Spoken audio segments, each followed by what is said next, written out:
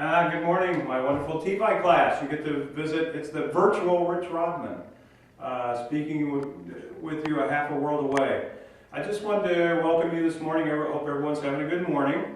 And we've got a couple things lined up today I think you'll enjoy and appreciate. We're going to pick up from our work last week in development and education. And you remember the S.I.T case study, as brief as it was, and some of our work in dealing with universal primary care, primary schooling. Today we're going to get for the first about like 90 minutes, you're going to get to see a film entitled Not One Less. It's by the famous Chinese director, Zhang Minyu, and it's a Neo-Confucian, there's a Neo-Confucian element to the film that I think you'll appreciate and pick up. In addition to some remarkable footage of a rural Chinese school setting about 10 years ago, and I suspect that school looks probably very much the same today as it did 10 years ago. Please be looking at, you've been given an assignment, a handout from our team of experts here with regard to working through a critique of the film using our matrix elements, and I hope that works for you. You'll be able to dissect it, look through the lens of international education, but at the same time you'll find it's a romantic, idealistic film, sentimental in many respects, so I think you'll find by the end of the film there's a shift over kind of the warmth and humor that this director has. Also note that a lot of these folks in the film are not actors. They are extras. They're actually village people. So I think you'll enjoy it. We'll pick up with the conversation after the film, so enjoy your facilitating group. We thank you very much, our work study students that are with us, and our non-Western education team. So let me set up the film, and we'll get ready. Well, and we're back. I hope everyone enjoyed the film, Not One Less. A powerful film in many respects and resonant of the work that we're doing. So what we'd like to do now is, I hope you've had commentaries and questions about the film and be able to think a little bit about it. We've also provided you with a critique of the film that actually comes out of Irving Epstein's book, The Embodied Knowledge book, and reflecting on the personal. I was interested, I found their review of this film just this past summer, as a matter of fact, so I'll pass it along to you and see what you think about it. I'd appreciate receiving your critiques in the next week. I'll pick them up in class, so you just hang on to them. If you'd like, you can place them, a hard copy in my box. That's okay too, either one. So now, what I'd like to do now is segue. What we're going to do now is segue between development education, this world we've lived in and so forth, underdevelopment, development and so forth, and into the world of some basic definitions about non-Western education.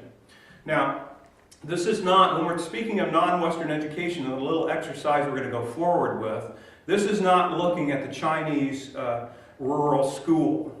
Mind you, the Chinese rural school probably did have a number of Neo-Confucian sort of elements about that environment, but essentially what you're looking at in the film is a Western school system that's been imposed on a rural Eastern culture and community.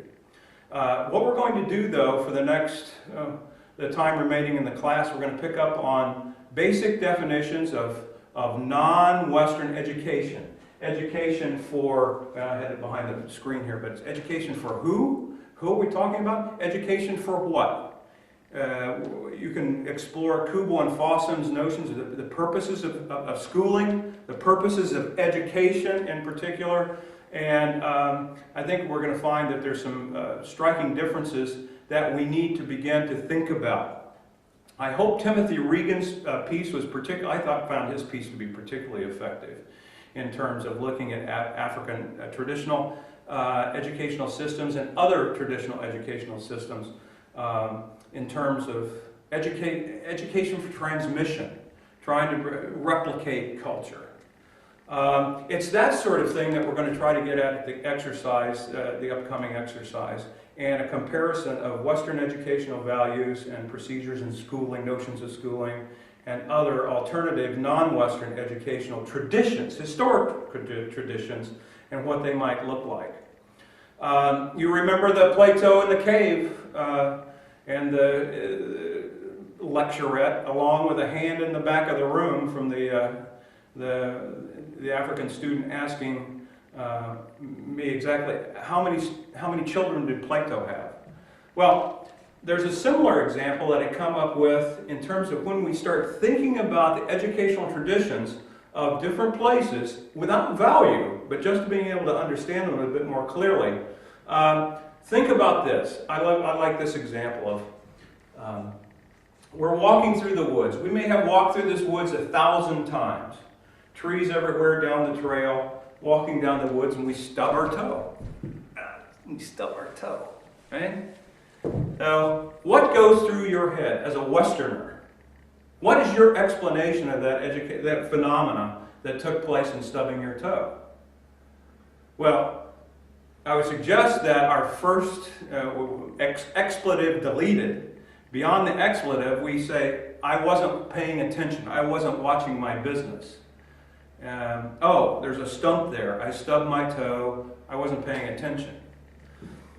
A similar event, for instance, a woman walking to a watering hole in various parts of the world, the jug on her head and so forth to get water for her family, has walked down the same path 1,000 times, 10,000 times, and she stubs her toe on the same tree stump or stump sticking out of the ground. What might be the reaction from a traditional sort of worldview? Think about that. Well, I suggest that an explanation might be, oh, who blinded me? Who's blinded me here? I've walked down this path 1,000 times, 10,000 times without trouble. But something's happened today that clearly it was not my fault, but something had blinded me in the universe to this particular, that caused pain and broke my toe. So I hope you can see the difference here. What we're looking at in some cases is an analytic, Western sort of analytic view of education, as opposed to other sorts of educational traditions, traditional educational traditions, some of which are analytical, but you also might find a synthetic, where the world is a whole.